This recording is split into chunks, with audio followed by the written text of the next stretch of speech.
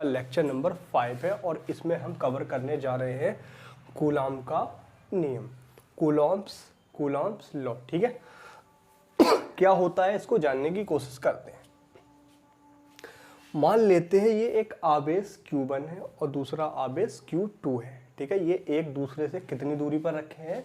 ये एक दूसरे से r दूरी पर रखे हुए हैं।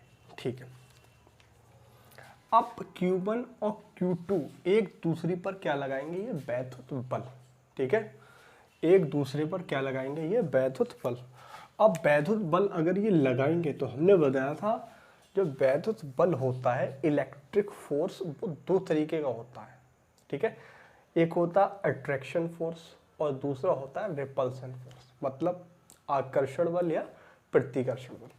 तो इन दोनों के बीच या तो आकर्षण बल लगेगा या फिर प्रतिकर्षण बल। तो उन दोनों शब्द का यूज ना करके हम एक शब्द यूज करते हैं वैद्युत बल। ठीक है, तो दो आवेशों के बीच जब दो आवेशों को कुछ दूरी r पर रखा जाता है तो उसके बीच लगने वाला वैद्युत बल, उनके बीच लगने वाला वैद्युत बल निम्न दो बातों पर निर्भर करता है। ठीक है, पहली बात कौन सी है?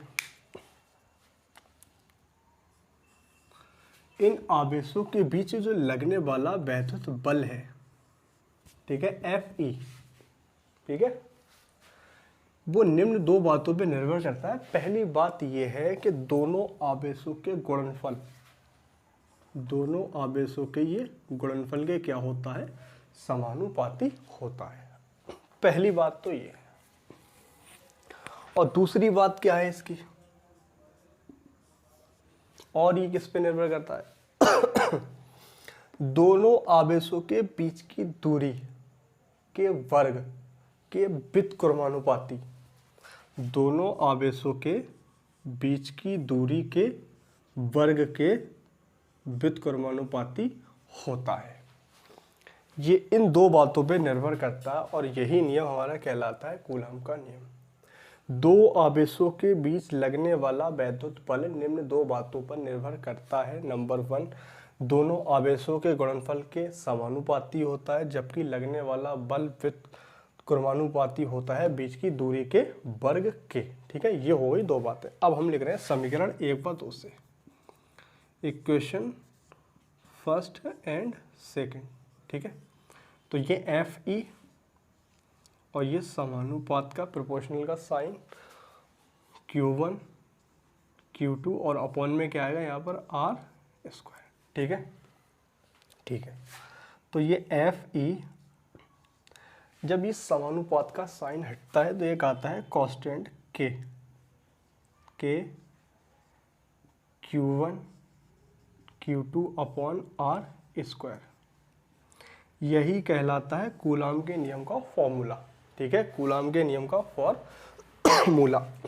अब हम इसके बारे में थोड़ा सा लिखते हैं। ठीक है, ओके, अब मैं लिखना स्टार्ट कर रहा हूं।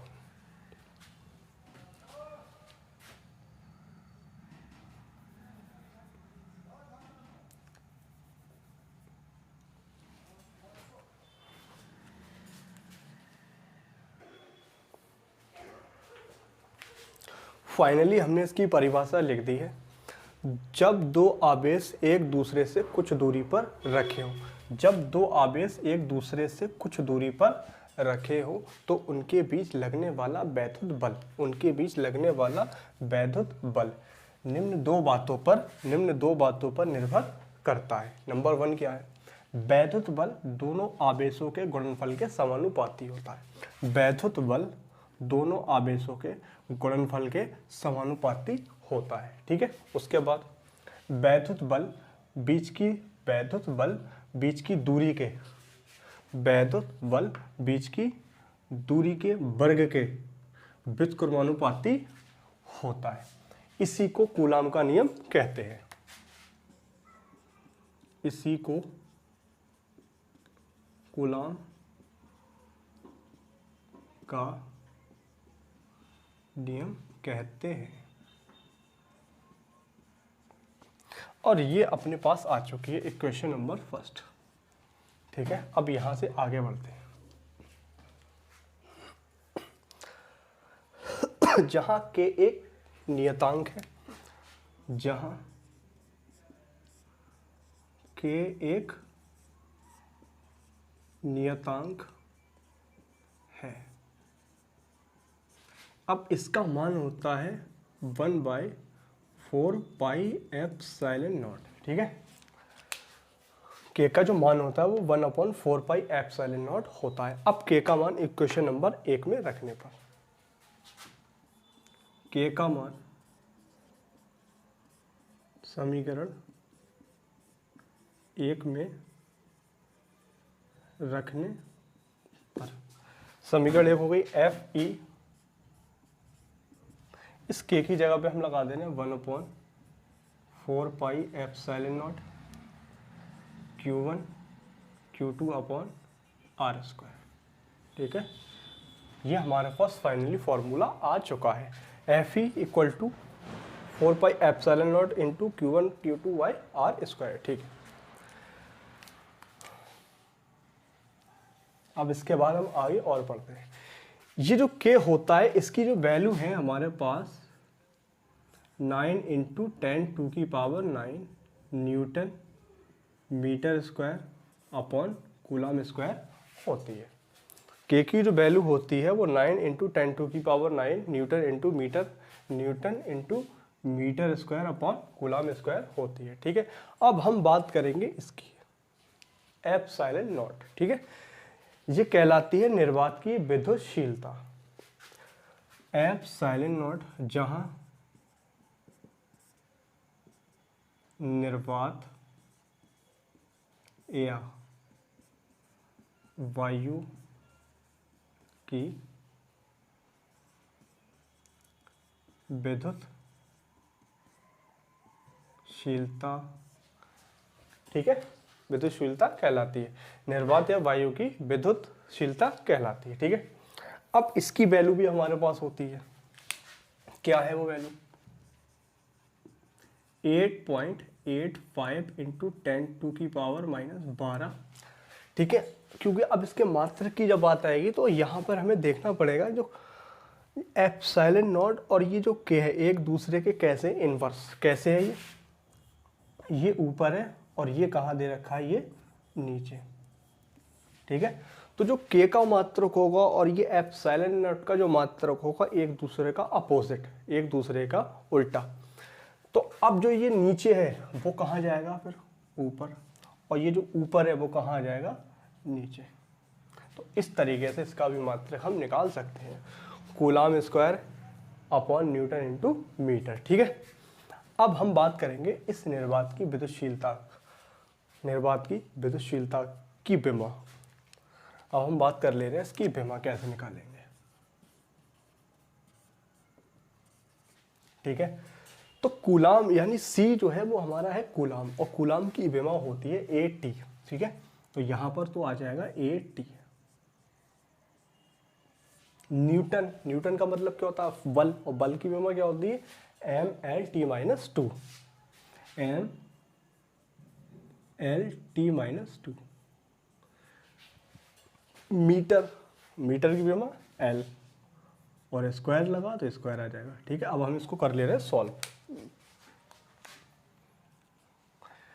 ए ऐसी आया, अब टी चेक करना पड़ेगा, एक तो टी ये है और 2T पर टी ऊपर जाएंगे, तो 1T और ये 2 और, तो कितना हो गया यहाँ पर T⁻3, ठीक है। उसके बाद L 1 ये और 2 ये, तो 3, और जब तीनों ऊपर जाएंगे तो ये पावर चेंज करके क्या कर लेंगे -3, और एक हमारे पास है ये m, तो ये m जब ऊपर जाएगा तो m इनवर्स। तो ये विमा आ चुकी है निर्वात की विद्युतशीलता की विमा, m इनवर्स AT-3 और L-3। एक बार क्रॉस चेक कर ले रहे हैं, यहाँ पर a अपने पास ये आया, t एक पावर ये है और पावर 2 ये हो गई, तो पावर कितनी हो गई हमारे पास, ये पावर हो गई 3। L की पावर 1 ये है और 2 ये, तो L की पावर ऊपर जाने के बाद ये 3 हो जाएगी, और बाकी m की पावर 1 ये, और ये हमने भेज दिया ऊपर, ठीक है। तो ये अपने विमा हो गई इसकी, ठीक है। तो आई होप कूलम का नियम आपको समझ आया होगा। अब इसके आगे हम देखते हैं और क्या क्या है इसके पीछे, ठीक है। कूलम के नियम को और आगे लेकर जाते हैं। तो हमने देखा था ये F E equal to 1/4 pi epsilon naught Q1 Q2 upon R square होता है, ठीक है। अब ये हमने बताया था निर्वात या वायु की विद्युतशीलता होती है, ठीक है। निर्वात या वायु की विद्युतशीलता होती है, मतलब क्या है, ये जो कूलाम का नियम है, ये जो जब एप्सिलॉन नॉट आता है तो इसका मतलब है वो दो आवेश है वो या तो निर्वात के अंदर रखे हैं या फिर वायु के अंदर रखे हैं, ठीक है। तब हम इस कूलाम के नियम को अप्लाई करने की कोशिश करते हैं, उस टाइम पर आता है निर्वात या वायु की विद्युतशीलता, ठीक है। अगर यही माध्यम जब उन दोनों आवेशों को Q1 और Q2 को किसी दूसरे मीडियम के अंदर लेकर जाते हैं, जैसे कि वाटर हो गया, ठीक है, जैसे कि वाटर हो गया या फिर गिलास मतलब कांच, ठीक है। अब हम क्या कर रहे हैं, जब माध्यम कोई दूसरा हो, जब माध्यम कोई दूसरा हो मतलब निर्वात या वायु के अलावा, वो जल हो सकता है, वो अल्कोहल का माध्यम हो सकता है, वो ईथर का माध्यम हो सकता है, या फिर वो गिलास या कांच का माध्यम हो सकता है, ठीक है। उस टाइम पर ये जो है एप्सिलॉन नॉट ये बदलेगा।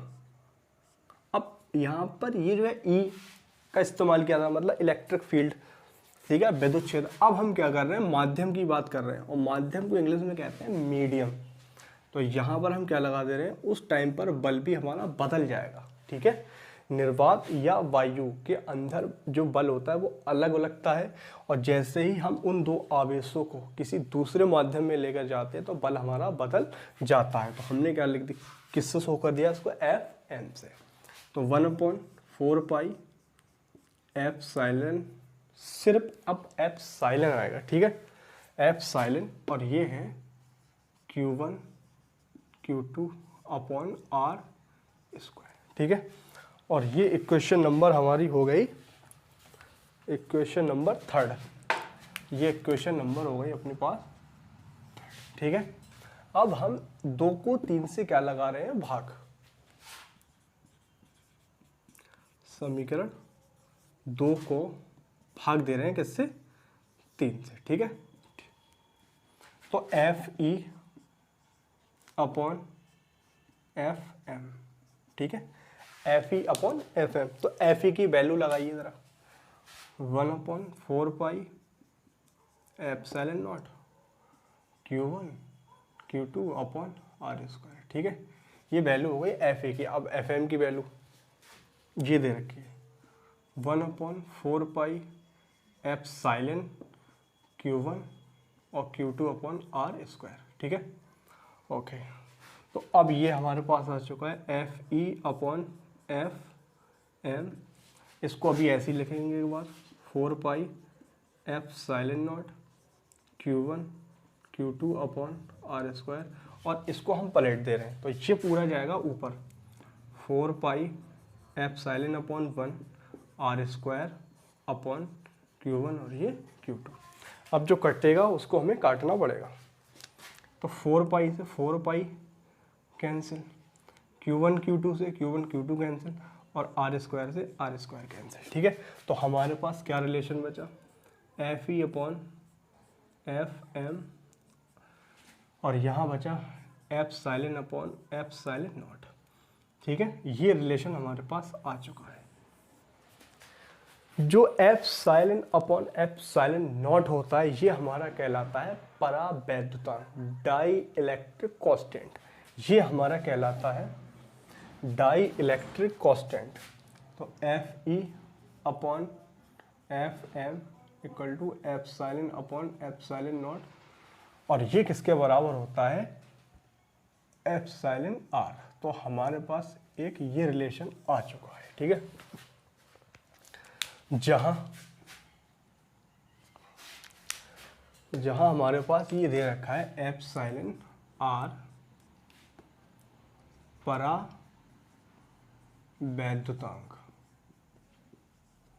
इंग्लिश में क्या कहते हैं इसको, डाई इलेक्ट्रिक कांस्टेंट, ठीक है, डाई इलेक्ट्रिक कांस्टेंट। ये क्या कहलाता है, किसी माध्यम की विद्युतशीलता, किसी माध्यम की विद्युतशीलता, एप्सिलॉन क्या कहलाता है, निर्वात या वायु की विद्युतशीलता। ठीक है, तो अब हमारे पास एक परिभाषा निकल कर आती है परावैद्युतांक की परिभाषा। तो अब हमारा एक टॉपिक होने वाला है परावैद्युतांक।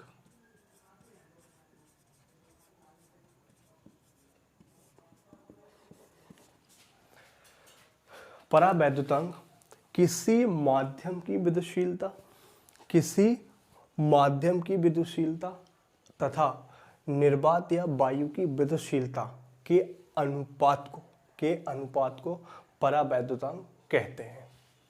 किसी माध्यम की विद्युतशीलता तथा निर्वात की विद्युतशीलता के अनुपात को हम परावैद्युतांक कहते हैं। ठीक है, तो अब मैं इसको लिख दे रहा हूँ। फाइनली हमने परावैद्युतांक की परिभाषा को लिख दिया है। किसी माध्यम की विद्युतशीलता, ठीक है, एप्सिलॉन तथा निर्वात या वायु की विद्युतशीलता एप्सिलॉन नॉट के अनुपात को परावैद्युतांक कहते हैं। इसे ER एप्सिलॉन R से प्रदर्शित करते हैं। ठीक है, तो अब यहाँ से कूलाम का नियम पूरी तरीके से समाप्त होता है, पूरी तरीके से ये कंप्लीट हो जाता है। अब हम मिलेंगे नेक्स्ट वीडियो में। ठीक है, अगर वीडियो अच्छी लगे तो लाइक जरूर करें और चैनल को सब्सक्राइब करना ना भूलें। मिलते हैं अपने नेक्स्ट